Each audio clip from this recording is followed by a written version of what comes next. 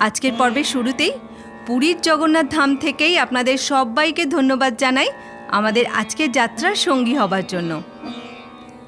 উৎকল বা কলিঙ্গ রাজ্য ভারতবর্ষের বহু প্রাচীন কাল থেকেই কিন্তু উন্নত মানের জনপদ হিসাবে পরিচিত ছিল। প্রাচীনকাল থেকে বয়ে নিয়ে আসা যুগের একের পর এক নাম পরিবর্তন হলেও আজও কিন্তু ওড়িশার একদিকে রয়েছে ধর্মপ্রাণ মানুষের জন্য প্রতিটি ধূলিকণায় আধ্যাত্মিকতা ও পবিত্রতার স্পর্শ। অন্যদিকে প্রকৃতিপ্রেমীদের জন্য রয়েছে বঙ্গোপসাগরের বিশাল বিশাল জলোচ্ছ্বাসে নিজেকে ভাসিয়ে দেওয়ার সুযোগ, তার সাথে মন মাতাল করা প্রাকৃতিক সৌন্দর্যের হাতছানি।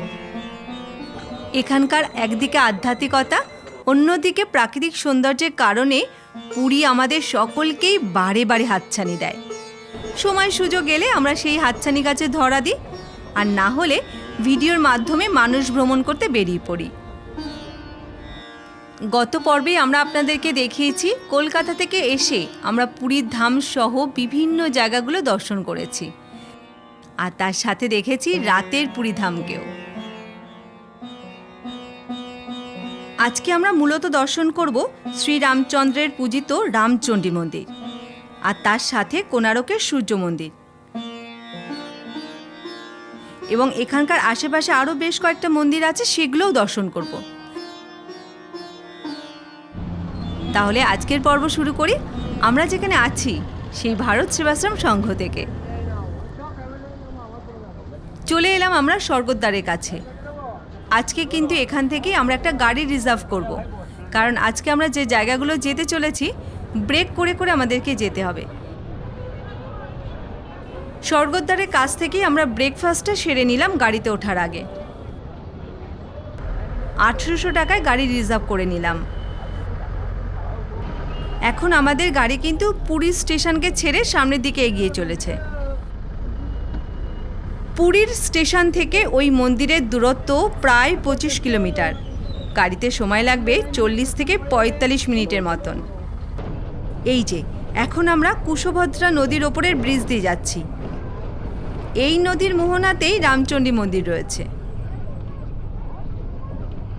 বাসে যাওয়া যায়, তবে একটু সময় সাপেক্ষ ব্যাপার। তবে বাসে যেতে হলে আমাদেরকে প্রথমে এই স্বর্গদ্বার থেকে অটো বা টোটো ধরে প্রথমে পৌঁছাতে হবে পুরীর বাস স্ট্যান্ডে। সেখান থেকে কোণারক মন্দিরে যাওয়ার বাস ছাড়ে।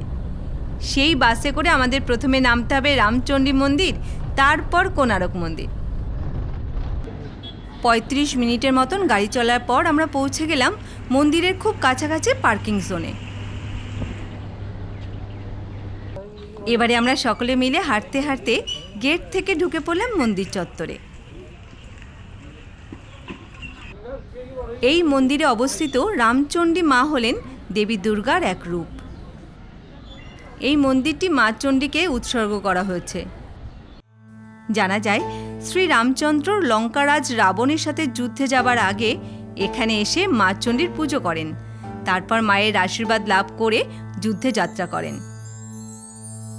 মা চণ্ডীকে শ্রীরামচন্দ্র পুজো দেবার পর থেকেই মায়ের নাম পরিবর্তিত হয়ে হয় রামচণ্ডী। এখানে মা চণ্ডী কিন্তু খুবই জাগ্রত, তাই এখানকার স্থানীয় মানুষেরা মা চণ্ডীকে তাদের রক্ষাকর্ত্রী দেবী হিসাবে পুজো করে থাকেন। তারা বিশ্বাস করেন মা চণ্ডী তাদেরকে রক্ষা করে রেখেছে। চণ্ডী মায়ের আরাধনা প্রাচীনকাল থেকে কিন্তু এই মন্দিরে হতো না। এখান থেকে কিছুটা দূরে আরও একটা মন্দির আছে, ভগ্নদশা যদিও বর্তমানে। সেই মন্দিরেই কিন্তু আগে মায়ের পূজার্চনা করা হতো।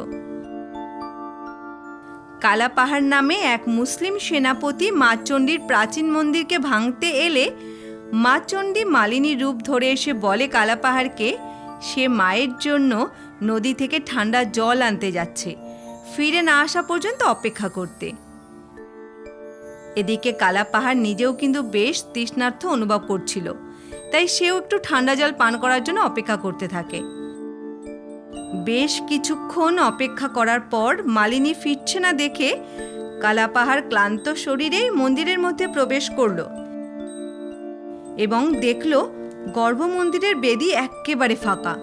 মায়ের মূর্তি গর্ভমন্দিরের কোথাও নেই।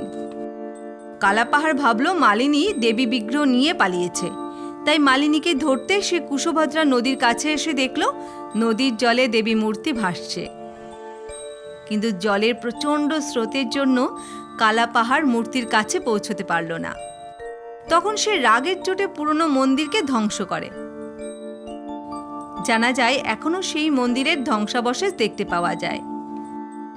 এদিকে মা তার পরম ভক্তকে স্বপ্নাদেশ দেন কুশভদ্রা নদীর তীরে মায়ের মন্দির গড়ে তুলতে। মায়ের সেই পরম ভক্ত পুরোহিত মায়ের আদেশ মতো নদীর জল থেকে মায়ের মূর্তি তুলে আনেন এবং এখানেই কুঁড়ে ঘরের মতো মন্দির তৈরি করে তার পূজার্চনা শুরু করেন। পরবর্তীকালে বর্তমানের এই সুন্দর মন্দিরটি মায়ের সেই পরম পুরোহিত ভক্তই কিন্তু গড়ে তুলেছেন বলে জানা যায়। এবারে এগিয়ে চললাম গর্ভ মন্দিরে মায়ের দর্শন করব বলে। তবে ভেতরে ক্যামেরা মোবাইল নিয়ে যাওয়া নিষিদ্ধ, তাই এখানকার মায়ের রূপ আপনাদেরকে দেখাতে পারলাম না। মায়ের দর্শন পেয়ে মনের আনন্দে এবারে এগিয়ে চললাম কুশভদ্রা নদীর দিকে। বিশাল বড় এলাকা জুড়ে তৈরি হয়েছে রামচণ্ডী মন্দির চত্বর। চারদিকে প্রাকৃতিক পরিবেশ যেমন সুন্দর তেমন নিরিবিলি। অসাধারণ একটা অনুভূতি অনুভব করছি এখানে এসে। সুন্দর রাস্তা বাঁধিয়ে দেওয়া হয়েছে নদীতে যাওয়ার জন্য। এই মন্দির ও এই নদীর তীর দর্শন করতে প্রতিদিন অনেক ভক্তই আসেন এখানে। নদীর তীরবর্তী অঞ্চলটা একবার দেখুন। এখানকার দারুণ সুন্দর নিরিবিলি শান্ত পরিবেশ, তার সাথে নদীর ঠান্ডা হাওয়া অন্য এক জগতে নিয়ে যাবে আপনাকে, পূর্ব লাগবে আপনার। এবারে নদীর পাশ থেকে বাঁধানো রাস্তা ধরে আমরা এগিয়ে চললাম সঙ্গমের দিকে, সেই পবিত্র ভূমির খোঁজে। যেতে যেতে দেখলাম নদীর ধারে সময় কাটানোর জন্য বসার জায়গাও করে দেওয়া হয়েছে। সঙ্গমের চারদিকের পরিবেশটা খুব সুন্দর, ঠান্ডা হাওয়া, তার সাথে আজকের এমন মেঘলা ওয়েদার ভীষণ মনোরম এক পরিবেশ সৃষ্টি করেছে। কুশভদ্রা নদীর একদম তীরবর্তী অঞ্চলেই কিন্তু গড়ে উঠেছে এই রামচণ্ডী মন্দির। তাই নাবিকরা বাড়ি থেকে বেরিয়ে সোজা মা চণ্ডীর কাছে এসে প্রার্থনা জানিয়ে তারপরেই কিন্তু তারা কাজে বের হয়। অনেকটা সময় এমন মায়াবী স্থানে আমরা কাটালাম। এরপর ধীরে ধীরে আবার চলে এলাম রামচণ্ডী মন্দির প্রাঙ্গণে। এই মন্দির খোলা থাকে সকাল 6টা থেকে সন্ধ্যে 6টা পর্যন্ত। এখানে দুর্গাপুজো, দশেরা ও কালী পুজোতে বড় উৎসব হয়। ভালোভাবে শ্রী রামচন্দ্রের স্মৃতি বিজড়িত রামচণ্ডী মন্দির দেখে বেরিয়ে পড়লাম। হাঁটতে হাঁটতে চলে এলাম একদম গাড়ির কাছে। রামচণ্ডী মায়ের আশীর্বাদ নিয়ে আমরা চলেছি এখান থেকে 5 কিলোমিটার দূরে কোণারকের সেই বিখ্যাত সূর্য মন্দিরের পথে। 15 মিনিটের মধ্যে আমাদের গাড়ি এসে দাঁড়ালো কোণারক বাস স্ট্যান্ডে। গাড়ি এখানেই পার্কিং করতে হবে, ভেতরে গাড়ি নিয়ে যাওয়ার কোনো নিয়ম নেই। দুধারের দোকানপাট দেখতে দেখতে মাঝের মেঠো রাস্তা ধরে আমরা এগিয়ে চললাম সামনের দিকে। অবশেষে পৌঁছে গেলাম সূর্য মন্দিরের গেটের কাছে। গেট দিয়ে ঢুকে পড়লাম ভেতরে। এখানে এসে জানলাম ভেতরে প্রবেশ করার জন্য অনলাইনে 35 টাকা দিয়ে টিকিট কাটতে হবে। ওই যে দেখুন, ওই যে বিল্ডিংটা দেখছেন, ওটাই হচ্ছে টিকিট কাউন্টার। ডান দিকে রাস্তা ধরে এগিয়ে চললাম সূর্য মন্দির দেখার জন্য। এই সূর্য মন্দির পুরী শহর থেকে প্রায় 35 কিলোমিটার দূরে অবস্থিত। এখানে টিকিট চেকিং করা হচ্ছে। এই হলো সূর্য মন্দিরে যাবার গেট। আমরা এগিয়ে চললাম গেটের পথে। সূর্য মন্দিরটি হিন্দুদের কাছে এক তীর্থস্থান। এই মন্দিরটি ত্রয়োদশ শতাব্দীতে রাজা নরসিংহদেব তৈরি করিয়েছিলেন বলেই জানতে পারা যায়। রাজা এই মন্দিরটিকে 7টি ঘোড়া ও 12টি চাকাযুক্ত একটি বিশাল রথের আকৃতিতে নকশা করেছিলেন। সেই অপূর্ব মন্দিরটি কালাপাহাড় ধ্বংস করে। সেই ধ্বংসাবশেষ আজকে আমরা দেখতে পাচ্ছি। তবে এই মন্দির তৈরি হওয়ার অনেক আগে থেকেই কিন্তু সূর্যদেব এখানে অবস্থান করছেন, সেই দাপর যুগ থেকে। শ্রীকৃষ্ণের পুত্র শাম্ব ছিলেন অত্যন্ত খারাপ স্বভাবের এবং অহংকারী। কাউকে সম্মান করতে জানতেন না, এমনকি শ্রীকৃষ্ণকেও অপমান করতে ছাড়তেন না। শাম্ব নিজেকে শ্রীকৃষ্ণের ওপরে ছাপিয়ে যেতে চাইতেন জনপ্রিয়তায়। তেমনি ভরা সভায় একদিন সকলের সামনে শ্রীকৃষ্ণকে অপমান করলে শ্রীকৃষ্ণ তখন শাম্বকে অভিশাপ দেন, আর সেই অভিশাপে শাম্ব ভয়ঙ্কর কুষ্ঠরোগীতে পরিণত হন। ভুল বুঝতে পেরে শাম্ব তখন শ্রীকৃষ্ণের কাছে ক্ষমা চেয়ে মুক্তির পথ জানতে চান। শ্রীকৃষ্ণ তখন সূর্যদেবের উপাসনা করতে বলেন। শাম্ব এসে কোণারকের চন্দ্রভাগা নদীর সঙ্গমস্থলের কাছেই মিত্রবনে সূর্যদেবের তপস্যা করতে থাকেন। 12 বছর কঠোর তপস্যার পর চর্মরোগ হরণকারী সূর্যদেব শাম্বর তপস্যায় তুষ্ট হয়ে তাকে রোগ মুক্তি করেন। শাম্ব তখন রোগমুক্ত হয়ে চন্দ্রভাগা নদীর তীরে এই স্থানেই সূর্যদেবের পূজার্চনা শুরু করেন। তারপর এখানে মন্দির তৈরি করা হয়েছিল। তবে সময়ের সাথে সাথে চন্দ্রভাগা নদী বর্তমানে অনেকটা দূরে সরে গেছে এই মন্দির থেকে। তবে যাই বলুন, মন্দিরটা ঘুরতে ঘুরতে অবাক হতে হয় এখানকার স্থাপত্য শৈলী দেখে।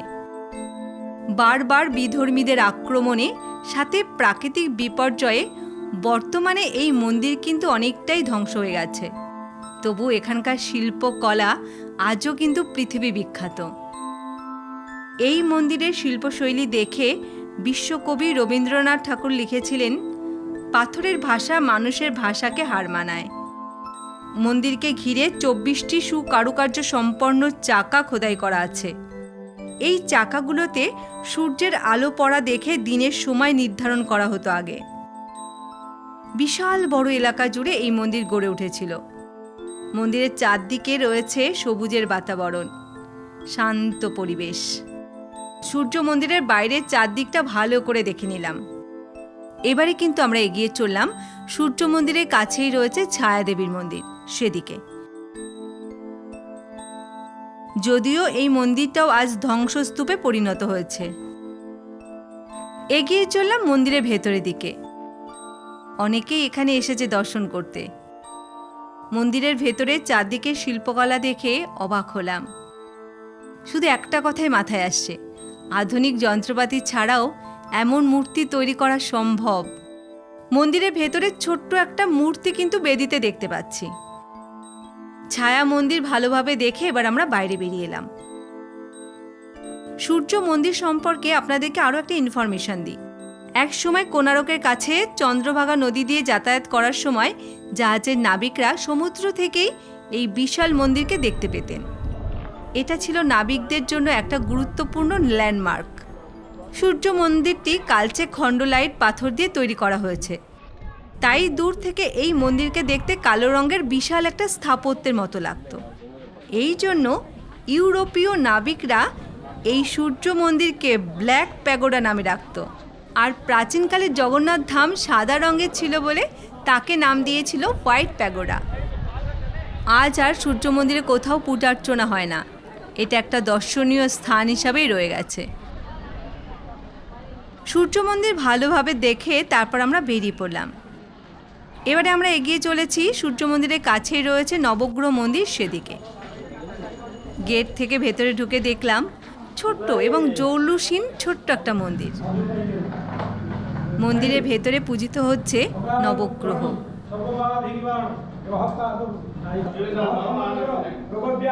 অনেক ভক্ত কিন্তু এখানে এসে পুজো দিচ্ছেন পুরোহিতদের মাধ্যমে। নবগ্রহকে প্রণাম জানিয়ে এবার আমরা বাইরে বেরিয়ে এলাম। সবার সাথে এবার এগিয়ে চললাম মেন রোডে যাবার জন্য। মেন রোডে এসে উঠে পড়লাম গাড়িতে। এগিয়ে চললাম ভারত সেবাশ্রম সংঘের দিকে। আশ্রমে ফিরে কিছুক্ষণ রেস্ট নিলাম। আজ কিন্তু বিকেল 4:30-র মধ্যেই আমরা পৌঁছে গেলাম জগন্নাথ ধাম মন্দির চত্বরে। পৌঁছে দেখলাম আকাশে সুন্দর একটা রং ধরেছে, সূর্যাস্তের সময় হয়ে গেছে যে। হঠাৎ দেখলাম দেব মন্দিরের শীর্ষে ওঠার জন্য সেবায়েতরা অনেকটা উপরে উঠে গেছেন।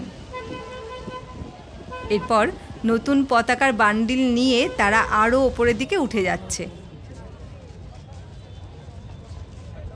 এবারে একজন আরও ওপরের দিকে উঠে যাচ্ছে।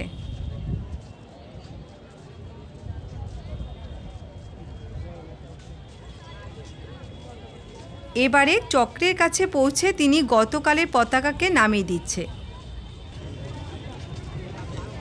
পুরো ধ্বজা নামানো হয়ে গেল।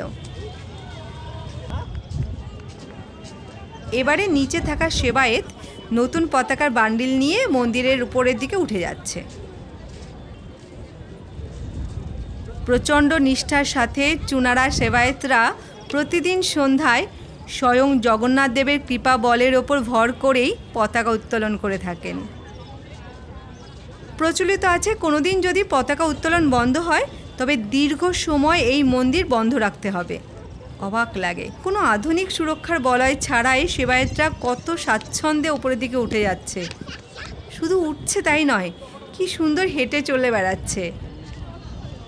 এখানে দাঁড়িয়ে নিজেকে প্রচণ্ড ভাগ্যবতী মনে হচ্ছে, এমন দৃশ্য স্বচক্ষে দেখতে পাচ্ছি বলে। জানলাম এই পতাকা দর্শনেই দেবের কৃপা লাভ করা যায়। অনেকক্ষণ ধরে মন্দিরের চূড়ার দিকে তাকিয়ে রয়েছে সকলে।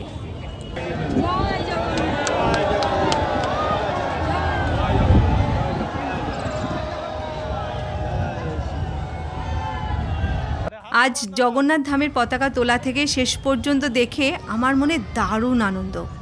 আপনাদের কেমন লেগেছে জানাতে ভুলবেন না বন্ধুরা।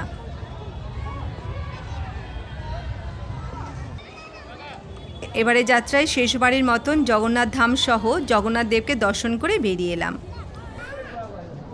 হাঁটতে হাঁটতে এগিয়ে চললাম স্বর্গদ্বারের কাছে। স্বর্গদ্বারের কাছে কিছুটা সময় কাটিয়ে চলে এলাম পুরীর শ্মশানে। প্রচলিত আছে এখানে শবদাহ করলে মৃত ব্যক্তির আত্মার মোক্ষ লাভ হয়, তার স্থান বৈকুণ্ঠ ধামে হয়, জীবন চক্র থেকে মুক্তি পায় সে। শ্মশান ভূমি দর্শন করে চলে এলাম বিচ মার্কেটে। আজও দোকানপাটগুলো ঘুরে ঘুরে দেখলাম। তারপর সোজা সমুদ্রের ধারে। আমি আজকে একটু বেশিক্ষণ এখানে বসে থাকব, কারণ আগামীকাল সন্ধেয় ট্রেন ধরে বাড়ি ফিরতে হবে। তাই গতকাল সকাল থেকে বিকেল পর্যন্ত পুরীর কাছাকাছি সাইট সিনগুলো করব। পুরীর চারদিকে অনেক কিছু দেখার আছে। আজ আপনাদের পুরীর সমুদ্র সৈকত থেকেই বিদায় জানাবো। আমরা কিছুক্ষণ এখানে থেকে তারপর ভারত সেবাশ্রম সঙ্গে ফিরে যাব। আপনাদের সাথে আবার আমাদের দেখা হচ্ছে আগামী পর্বে। অবশ্যই সাথে থাকবেন এটা আশা করছি। সকলে মিলে ভালো থাকুন, সুস্থ থাকুন। আর প্রতি পর্বের মতো আজও আমাদের সাথে থাকার জন্য আরও একবার ধন্যবাদ জানাই আপনাকে।